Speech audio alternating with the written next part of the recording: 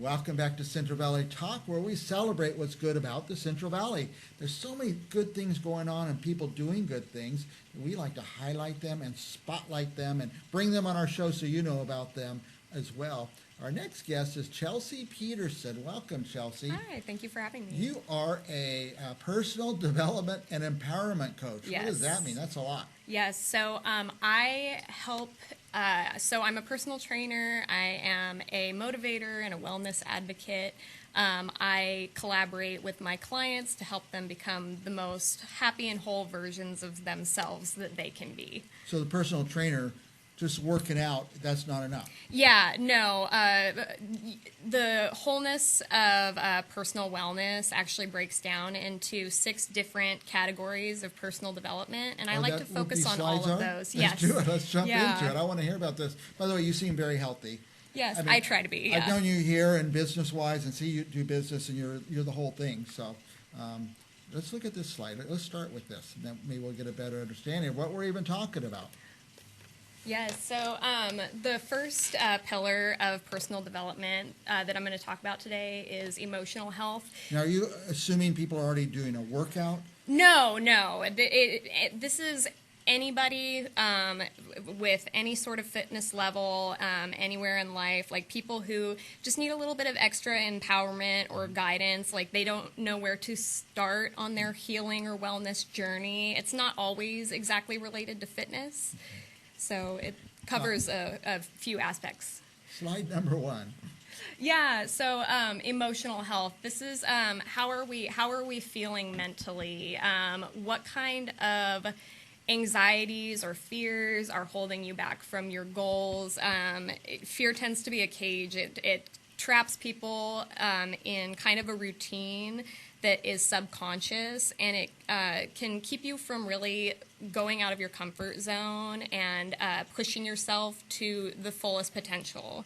Let me ask you, the word anxiety, we hear that all the time now. When I was growing up in the 60s and 70s, that wasn't really a word, oh, he has anxiety or whatever. But now it's a real, I'm sure it existed then, but now we're talking about it. And people are learning to face it. Yes, so I actually suffer from very severe anxiety. It is something that I have lived with since I was very, very little. I grew up in an environment that wasn't the safest. It was not great, very chaotic, and when you grow up in an environment like that, your little nervous system is not able to develop properly. So when you get older and you're feeling these anxieties, if you're not learning techniques to ground yourself and to kind of work on those anxieties, it can really rob you of your ability to do anything. And it robs you of your right to be able to live calmly and comfortably in your body. Your nervous system, when it gets really activated, it makes you jumpy, it makes you kind of crawl in your skin, and it's a very, very uncomfortable feeling. And learning how to pause and focus on where that anxiety is physically affecting you, if you're able to breathe and you're able to kind of lovingly focus on wherever that tightness is, you can tend to, there's breathing techniques, body checking, like mental techniques. And just probably you're not going to come on these naturally or on your own. It's great to have a coach. Absolutely, because a lot of people, when they get into that anxious state, they are so worried about like the anxiety itself. They're way up here and they're trying to problem solve, when actually what we need to do is pause, tap into our body, and kind of try to breathe through it. It's crazy. You have anxiety, and I keep making you come on this talk show. Oh, it's actually great. This is some good exposure therapy. Let's look at this next slide, physical health. Yes. So physical health, this is going to be your strength and cardio training. This is going to be just basically general workouts, This will actually help overall mood. It helps with sleep. It helps with gut function. It strengthens your bones and joints. As we get older, our bones and our joints tend to weaken. This causes hip dysplasia and a lot of things like that. And so what I like to do is focus on really strengthening the muscle, stabilizing those joints so that it reduces your risk of injury at a later age. And I don't want to say anybody's getting older here, but so muscle development for someone my age is important. Oh yes, it's so important. The stronger you can keep yourself, the better stability you're going to have in your joints. It actually helps reduce cognitive decline. So you're going to keep your mind sharp as well when you're keeping your body active. So see so many older people that just they're inactive. They just sit around. Yes, absolutely. And you're saying that could help with the breakdown of the Yeah, mind. And, yes, physical activity is very beneficial for everybody at all ages, and the younger you start, and the more you add it into your life and make it a habit, the better off you're going to be, 20, 30, 40, 50 years from now when you begin to age more. But again, there's a way to work out a proper form and things like that most people don't naturally. Oh, yes, absolutely. That's where a coach could really help Yes, with that. yes. So bad form can cause injury, and there's so much damage that you can do to yourself if you're lifting weights improperly. We need to make sure that our spine is properly aligned and that you're engaging certain muscles. A lot of people have muscular imbalances, so if you are not training in a way to kind of combat that, you can actually worsen your condition. Spiritual health. Yes, so this isn't just like religion. This is more like prayer and meditation, checking in with yourself, checking in with your body, and just becoming really in tune with yourself and the world around you. I find that whether it's prayer or meditation, I'm making this up, and I'm asking the professional coach here. For me, it's more about stopping and pushing everything out of my mind and not continuing letting my mind go 1,000 miles an hour all the time. Actually, well, that is good. You can also kind of lean into those feelings, though. And what I like to teach my clients is that you are not your thoughts. So if you do find in your meditation that you're kind of getting ahead of yourself in your head, you interrupt those thoughts, and you can either replace it with a positive thought, or you can just remind yourself that you're thinking. Just repeat the word in your head: thinking, thinking, thinking. I am not my thoughts. And that really helps you. I mean, we have millions and millions of thoughts per day, and if we focused on every single one of those thoughts, like, who knows where we would be. So it's just kind of about acknowledging the thought, but knowing that that's just what it is. It's a thought, and then you can kind of move into the next frame of consciousness. Again, there's techniques to that. Yes. That someone can learn. Like I say, mine don't stop. There's 1,000 miles an hour. I can think right now of 10 things I need to get done in the next hour, and learning how to turn that off. Yeah, and so if you're needing to do that, you could literally think or say the word out loud: stop, slow your breathing, count backward from 10, and then back up to 10. And then kind of reset from there. And then we can slow down, and we can kind of start breaking down what you need to do step by step so that it's a little bit easier to take on. Again, a coach can help you with all these techniques. Let's see what our next slide is. Number 4. Yes, social and relational health. So this has to do not just with romantic partners, but this can be family, friends, every person that you surround yourself in your environment can directly affect your well-being. I grew up in a pretty toxic family environment, and so I grew up with horrible anxiety, but also I had gut problems. I was constantly nauseous. I was having problems with my memory, which I later realized is linked to complex post-traumatic stress disorder from certain factors in my environment when I was younger. And so going through this time in my life where I was manipulated or lied to, things like that, it causes you to question your own reality, and you start thinking that you're remembering things wrong.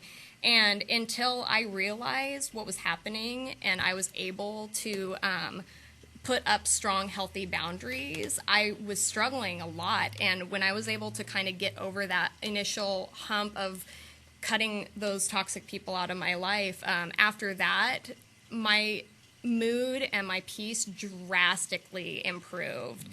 So a lot of times we don't realize how people are affecting our lives. You can tell yourself as much as you want that it's not affecting you, but these things, neglect, trauma, all these things, they affect you on a subconscious level, and it's very damaging to your body. So affects your whole it completely robs you of being able to feel any peace. You're jumping in your skin, waiting for that other shoe to drop. Right. And so if you're able to, if you're not able to completely cut toxic people out of your life, there are techniques that you can use to kind of minimize some of these toxic dynamics. But it's all about setting healthy boundaries for yourself and protecting you, which is ultimately what is most important. I don't think that any relationship is worth your health or your safety. I have very close family that I completely don't even talk to anymore at this point, and it's purely because my mental health and my wellness and my family's wellness depends on that. Until today, I didn't see how all this stuff, I'm getting it now. It's all connected. Let's talk about intellectual health. Yes, so this has to do with everything that you're taking in from the media, music you listen to, books you read, videos you're watching. A lot of this can directly affect your perspective on life, and perspective is everything. Sometimes a really, really good life is just one positive mindset shift away. Mm-hmm. But if you're constantly using social media as escapism, just endlessly scrolling, just as a way to dissociate from your feelings, it is going to keep you stuck in that survival mode, and you're not going to be able to move and push forward because you're constantly just kind of numbing your mind and yourself to what the real problems are. So when you change that and you start watching content that is about mental wellness, about physical wellness, spiritual wellness, and you start learning these techniques, that is where we end up finding our healing, and we're able to project ourselves forward into bigger and better things. I told you that I got hooked on this TikTok thing where you just flip through, and I used to be an avid reader of major knowledge things, and now I'm just flipping this TikTok, but you just put a thought in my head. I could go to a TikTok channel on health or on nutrition or on mental health. There's channels like that you can kind of go and yeah, study and things. so in my own life, that basically what I've done is kind of cleaned up my social media. So now the pages and the people that I'm following, they're a lot more positive. They're a lot more health-based, and we call it micro-learning. So instead of endlessly scrolling and kind of mindlessly going through, whatever random stuff's on social media, you kind of curate it to your perspective and your goals and your values, and then you're able to amplify your mindset and your knowledge in a way that better helps you. I have switched from some of the junk. I like this guy, Neil deGrasse Tyson. He's an astrophysicist, and every day I'm learning something. Micro-learning, I didn't think of that word, but I'm just getting 2 or 3 minutes on this subject, and I'm learning a lot, and then you go to another. Curate. I'm going to curate my social media. Yes. Good language. Good. And then finally, financial health. Financial health. So I am not a financial expert. I cannot help people with investments or anything, but I know that a lot of people, they don't even really know like how a basic budget works, or they could use a little bit of extra help, like trying to figure out like how to more effectively use their income. Also, a lot of people don't realize, but you can actually use your emergency fund as additional source of income, a passive source of income, just by knowing where to keep it. So if you guys are out there and you're building up your emergency fund, keeping it in a high yield savings account, which is different than a regular savings account, you actually get a higher percent in interest back, and that money that you're saving is actually going to make you money every month, and it's going to go straight into your account without you even having to do anything. Yeah. Everything you're talking about is just being more aware of yourself. Yes, self-awareness. And thinking through these 6 different things. Yes. I'm going to keep these 6 slides handy and look at them Absolutely, every day or two. That's a good idea. absolutely. Now, if people want to know more, by the way, I'm going to put up some information here that maybe we have on the screen. Oh, there it is, your Instagram and your direct email and your direct phone number. Yes. So if people want to have a session, do they have like 10 sessions with you, or do they have 1 session with you? How does it work? So actually it's completely up to the client. I can do it individually based. I also have monthly kind of charge where they get 4 sessions with me, either for half an hour or 90 minutes, depending on how much guidance and support they're looking for. And anybody who is in need of any extra guidance or who could use some empowerment, or they're just curious about some of these techniques that I've been talking about today, they can actually get a hold of me, and they can claim a free complimentary session with me to kind of discuss their goals, and then we kind of go from there. Let me ask you this. I know we're past time. I'm getting the signal, but this is so fascinating and so good for people. There are people who get to the point where they say, man, this just isn't working. I need to get a different direction. They would be perfect to talk to you. But what about all these people who are just off the rails and they don't realize it? They just think that things just keep happening to them, that the universe is against them. Oh, there's a lot of people with that mindset, and unless they can practice more self-awareness and they can kind of think about things a little bit more critically, I'm not sure. Personal wellness and health, it's something that you really have to want for yourself, and you have to be willing to put the work in. It's hard work. It's not like I take on a client and I fix all their problems. The client's fixing their own problems, but I'm helping them by giving them tools and collaborating with them on ideas and empowering them through these new ways to react and ways to live. I'm inspired. I'm impressed. To me, I see you in business. You seem to have it all together. And when you say, no, I went through these things, but you figured it out, and now you know tools Yes. to help people. Yes, lots of education, lots of learning and growing and healing on my own as well. So practices that I've put in my own life, too. Okay. Chelsea Peterson, personal development and empowerment coach. And when we leave today, I'm just going to leave this on the screen for a few minutes. You can copy down the Instagram, the direct email address. I don't like to call people on the phone, so I'll email you. Okay. And Sounds the great. phone number for those who Any still of like those the are phone great. number. Thank you for coming. Absolutely. Thank you for having me. And we'll be back with more Central Valley Talk right after this.